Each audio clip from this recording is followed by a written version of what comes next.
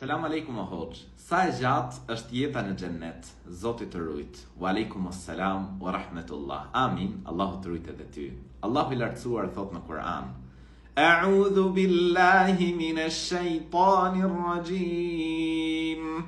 والذين آمنوا وعملوا الصالحات سندخلهم جنات تجري من تحتها الأنهار خالدين فيها أبدا.